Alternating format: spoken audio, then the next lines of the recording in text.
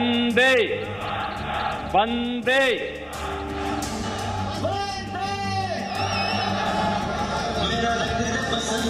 जब पहलों की सरकारें थी तब यूपी में अपराधी अपना खेल खेलते थे। भारत माता की, भारत माता की। ये केवल विकास के दुश्मन नहीं है, ये अल्पसंख्यकों के भी दुश्मन हैं।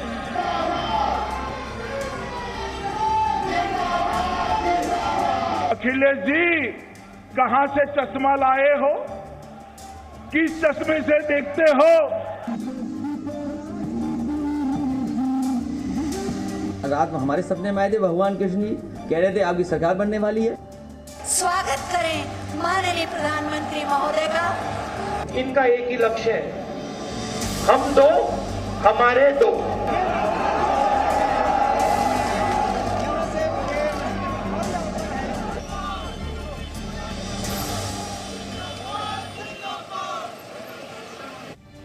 और आज की बड़ी खबर, 5 राज्यों में चुनाव की तारीखों का ऐलान अब से थोड़ी ही देर बाद होने जा रहा है। इसके साथ ही यह साफ हो गया है कि अब कोरोना की वजह से विधानसभा चुनाव टाले नहीं जाएंगे। आज दोपहर 3:30 बजे चुनाव आयोग की प्रेस कॉन्फ्रेंस होगी, जिसमें चुनाव की तारीखों का ऐलान किया जाएगा। साथ ही यह तय होगा कि यूपी, उत्तराखंड, पंजाब, गोवा और मणिपुर में चुनाव कब होंगे। सूत्रों के मुताबिक यूपी में 5 से 7 चरण में चुनाव हो सकते हैं। पंजाब, मणिपुर में 1 से 2 चरण में चुनाव हो सकते हैं। उत्तराखंड, गोवा में एक चरण में ही चुनाव करवाया जा सकता है।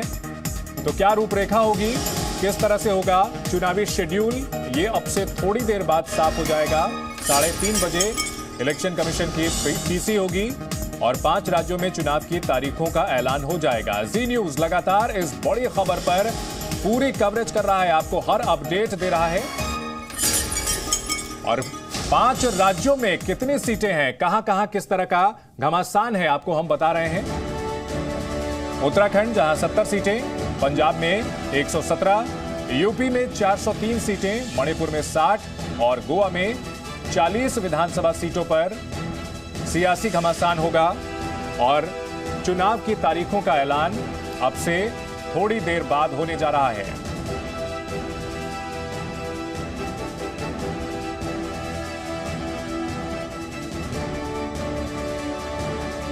और हमारे साथ हमारे कई सहयोगी जुड़े हुए हैं। रवि हमारे साथ बने हुए हैं, रवि त्रिपाठी, रविंद्र कुमार हमारे साथ हैं, ब्रह्म प्रकाश भी हमारे साथ बने हुए हैं। साथ ही साथ बीएसपी नेता सतीश प्रकाश भी जुड़ चुके हैं हमारे साथ। सबसे पहले रवि त्रिपाठी, अगर बात की जाए, इस बार चुनाव आयोग पर जिम्मेदारी होगी न सिर्फ वोटर बल्कि मतदान कर्मियों की सुरक्षा भी सुनिश्चित करनी है। तो इस बार यह माना जाए कि काफी सख्त गाइडलाइन हो सकती है, काफी सख्ती देखने को मिल सकती है।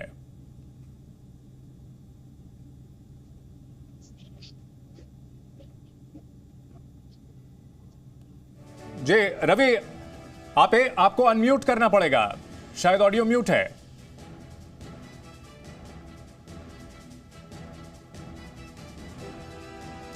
संपर्क करेंगे, यही सवाल रविंद्र आपसे लेना चाहेंगे। इस बार काफी सख्ती देखने को मिल सकती है, काफी जिम्मेदारी बढ़ी है चुनाव आयोग की।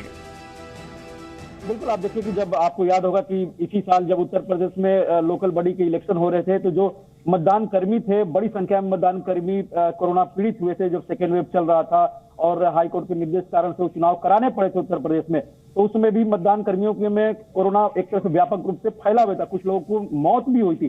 तो कहीं ना कहीं जब तीसरी लहर चल रही है, एक दिन में 1.25 लाख 1 लाख से ज्यादा मामले आ रहे हैं, ऐसे में चुनाव आयोग न सिर्फ मतदान के तरीके फेयर एंड फ्री इलेक्शन होगा कराने की कोशिश करेगी, बल्कि प्रोटोकॉल जो कोरोना का है, जो केंद्र सरकार द्वारा लागू है, उसको भी सख्ती से पालन कराने की कोशिश करेगी और अपनी तरफ से गाइडलाइंस देगी। और साथ ही जो मतदान कर्मी हैं उनकी सुरक्षा कैसे सुनिश्चित की जाए, इसका भी कहीं ना कहीं ध्यान रखने की भरपूर कोशिश की जाएगी। और जाहिर सी बात है, इसमें मास्क लगाना हो या फिर सोशल डिस्टेंसिंग का मसला हो या फिर सैनिटाइज करना हो, कम संख्या में लोग रैलियों में भीड़ करें, ज्यादा से ज्यादा वर्चुअल रैलियां हो, ये सारे गाइडलाइंस चुनाव आयोग की तरफ से आज दी जा सकती है। जी, फ्री एंड फेयर इलेक्शन कराने के लिए क्या कुछ उपाय किए जाते हैं? ब्रह्म प्रकाश, जल्दी से हमारे दर्शकों को बताएं कि चुनाव आयोग के आज के ऐलान के बाद क्या कुछ बदल जाएगा।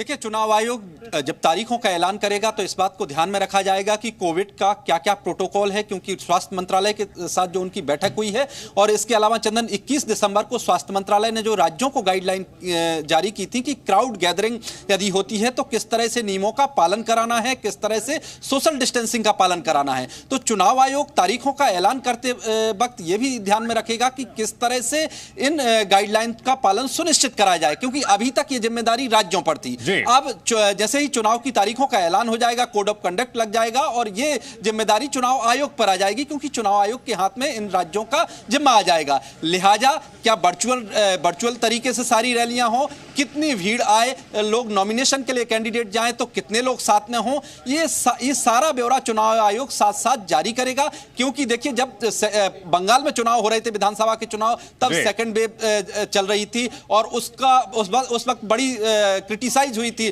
चुनाव आयोग की बड़ी आलोचना हुई थी, क्योंकि वहां पर पालन नहीं कराया गया था। लिहाजा इस बार चुनाव आयोग ये सुनिश्चित करेगा कि तमाम कोविड प्रोटोकॉल का पूरी तरह पालन हो, क्योंकि कोरोना की जो रवि, किन किन विभागों से बात की गई है, किस तरह की तैयारियां की गई है, किस तरह का होमवर्क किया गया है चुनाव आयोग की तरफ से? देखिए, चुनाव आयोग ने पूरा होमवर्क किया है और जिन जिन विभागों से संपर्क करना होता है, देखिए आज के पहले, जब से आपने इससे पहले सवाल पूछा था कि 2017 और 2022 में क्या बदल गया है, तो 2017 में सिर्फ सिक्योरिटी एजेंसी से बात करनी होती थी, एडमिनिस्ट्रेशन के लोगों से बात करनी होती थी, लेकिन इस बार हेल्थ मंत्रालय, जो स्वास्थ्य मंत्रालय है, उसको भी आपको बातचीत करनी है, उनसे पूरा डाटा लेना है कि कितने लोगों को कोरोना वैक्सीन लग चुका है अभी तक, कितना क्या स्थिति स्टेटस है सारे राज्यों में। हेल्थ सेक्रेटरी के साथ बैठक की गई, उसमें एम्स के डायरेक्टर भी थे, ICMR के DG भी उसमें बैठक में मौजूद थे, और उसके अलावा अलग से जो बैठक की गई उसमें होम सेक्रेटरी थे, ITBP के DG को बुलाया गया था, उसके अलावा BSF के लोग थे, तमाम जो सिक्योरिटी एजेंसी जिनको तैनात किया जाना है। और दो अलग अलग चीज़ें हैं, देखिए, जो सुरक्षा एजेंसी के लोग हैं उनको सुरक्षा के लिए लगाना है, साथ साथ उनकी सुरक्षा का भी, उनके स्वास्थ्य का भी ख्याल रखना है। और उनको, चूंकि जो गाइडलाइंस चुनाव आयोग आज देगा, बहुत सख्त गाइडलाइंस होने वाले हैं चुनाव को लेकर, क्योंकि जो हालात है, जितनी तेजी से कोरोना बढ़ रहा है, ऐसे में चुनाव कराना है तो जो गाइडलाइंस चुनाव आयोग तय करेगा उसको फॉलो कराने की जो जिम्मेवारी हो प्रशासन पे होगी, लोकल एडमिनिस्ट्रेशन पर होगी, सुरक्षा कर्मियों पर होगी। तो उनको किस तरह से पालन कराना है, इसकी पूरी होमवर्क चुनाव आयोग ने कर ली है। और ये मान के चलिए कि 3:30 बजे जब प्रेस कॉन्फ्रेंस शुरू होगा तो सबसे पहले इन्हीं मुद्दों पर चर्चा होगी। डेट का ऐलान बाद में किया जाएगा कि तारीख क्या होगी, वो आखिरी में आता है। पहले गाइडलाइंस बताए जाएंगे और उनको फॉलो कराने की जो तरीका होगा वो बताया जाएगा।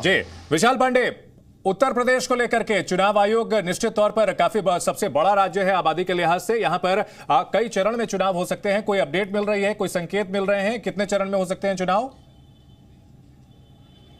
चंदन, देखिए 5 से 7 चरणों में उत्तर प्रदेश में चुनाव हो सकते हैं, क्योंकि पिछली बार 7 चरणों में चुनाव हुए थे। यूपी में 403 विधानसभा सीटें हैं और यहां पर पश्चिम से और पूरब के बीच में दूरी भी काफ़ी ज़्यादा रहती है। तो ऐसी स्थिति में यहां कम फेजेस में चुनाव कराना थोड़ी मुश्किल ज़रूर हो सकती है सुरक्षा बलों के लिए, एक जगह से दूसरी जगह पर जाना। इसलिए इस बात के कयास लगाए जा रहे हैं कि 5 से 7 चरणों के बीच में उत्तर प्रदेश में चुनाव कराए जा सकते हैं। दूसरी जो एक खबर मिल रही है, इस बार कोविड को देखते हुए मतदान के टाइमिंग को 1 घंटे बढ़ाया जाएगा, क्योंकि आमतौर पर जो टाइमिंग होता है, अब ये देखना होगा वो सुबह के समय टाइमिंग बढ़ाई जाएगी या शाम के समय टाइमिंग बढ़ाई जाएगी। इसका ऐलान चुनाव आयोग की तरफ से आज किया जाएगा। तीसरी जो सबसे बड़ी बात है वो ये है कि कोविड वैक्सीनेशन को लेकर चुनाव आयोग का सबसे ज्यादा जोर रहा है और इसी को लेकर उत्तर प्रदेश के भी जो हेल्थ सेक्रेटरी हैं उनके साथ बैठक हुई, यूपी सरकार के साथ मुख्य चुनाव आयुक्त की बैठक हुई और इस बात पर सबसे ज्यादा जोर है कि जिन लोगों की भी चुनावी ड्यूटी लगाई जाए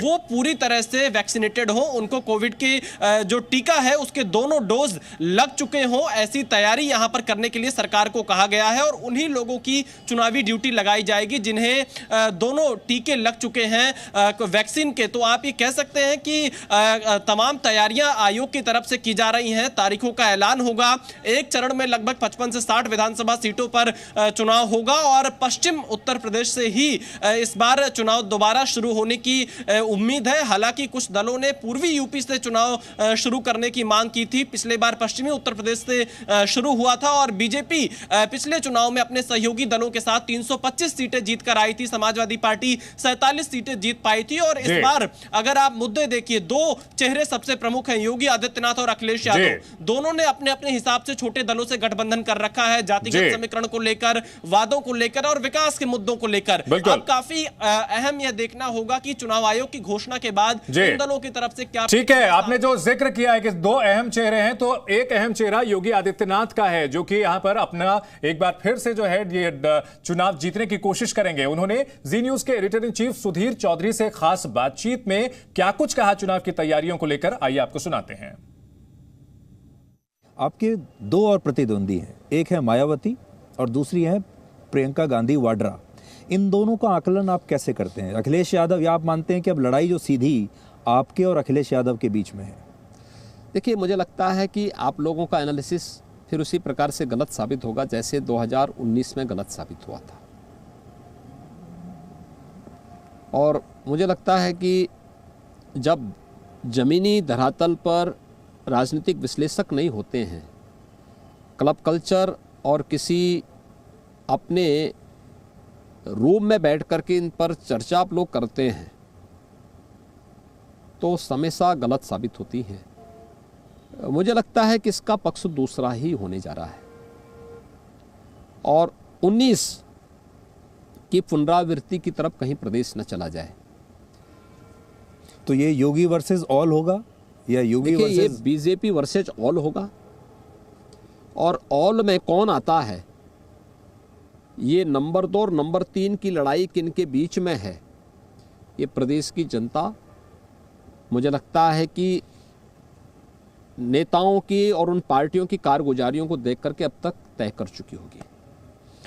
आपका कोई अंदाजा है कि इस बार आप कितनी सीट जीत सकते हैं? भारतीय जनता पार्टी 325 प्लस जीतेगी उत्तर प्रदेश के अंदर, अपने सहयोगियों के साथ जीत करके आएगी, इसमें कोई संदेह नहीं होना चाहिए। पर इतनी तो आपने 2017 में भी नहीं जीती थी। मैंने क्या कहा, 2017 में भी भारतीय जनता पार्टी ने अपने सहयोगियों के साथ 325 सीटें जीती थी।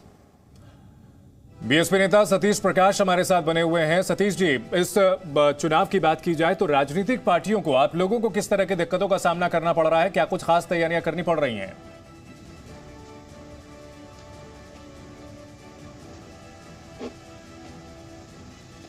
सतीश जी, अगर आप हमें सुन पा रहे हो तो जानना चाहेंगे, कोविड काल में आप लोगों को, राजनीतिक पार्टियों को किस तरह की चुनौतियों का सामना करना पड़ रहा है?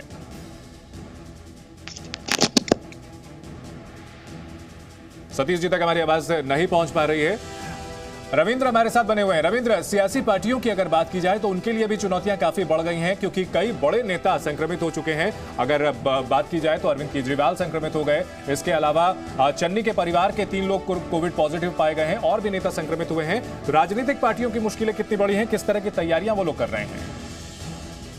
देखिए चंदन, जाहिर सी बात है, जो स्टार प्रचारक होते हैं, हालांकि स्टार प्रचारक जो चुनाव आयोग को हर पार्टियां देती है 40 की संख्या होती है, लेकिन जो हर पार्टियों को अगर देखा जाए तो लगभग 5 से 7 जो बड़े स्टार प्रचारक होते हैं, चाहे बीजेपी हो या फिर दूसरी पार्टियों को, तो वो लोग जाहिर सी बात है चुनाव प्रचार कर रहे हैं, और ये पहली बार नहीं करेंगे। आप 2 साल से कई चुनाव हुए हैं, चाहे बिहार का चुनाव हुआ हो या फिर बंगाल का चुनाव हुआ, आपने देखा। तो अपनी तरफ से जो स्टार प्रचारक हो अपनी तैयारियां तो कर किए रहते हैं कि वो कोरोना से किसी भी सूरत में बचे रहे, क्योंकि जनता के बीच में उनको जाना होता है। लेकिन एक बात और है चंदन, आपको बता दें कि पिछली बार पंजाब, इस बार सबसे महत्वपूर्ण जो होने वाला जो हाल। रविंद्र, इस वक्त की एक बड़ी खबर अपने दर्शकों को हम बता दें कि चंडीगढ़ की मेयर बनी है सरबजीत कौर। इस वक्त की बड़ी खबर पंजाब से आ रही है, पंजाब हरियाणा से आ रही है। चंडीगढ़ की मेयर बनी है बीजेपी की सरबजीत कौर। मेयर चुनाव में बीजेपी को 28 में से 14 वोट मिले हैं। मेयर चुनाव में आम आदमी पार्टी को 13 वोट मिले हैं, जबकि 1 वोट खारिज हुआ, और बीजेपी की सरबजीत कौर मेयर बनी है। हालांकि आम आदमी पार्टी का प्रदर्शन काफी अच्छा रहा था इन चुनावों में, लेकिन मेयर बीजेपी की बनी है सरबजीत कौर। इस वक्त की बड़ी खबर आ रही है चुनावी राज्य पंजाब से, जहां चंडीगढ़ में मेयर बनी है बीजेपी की सरबजीत कौर।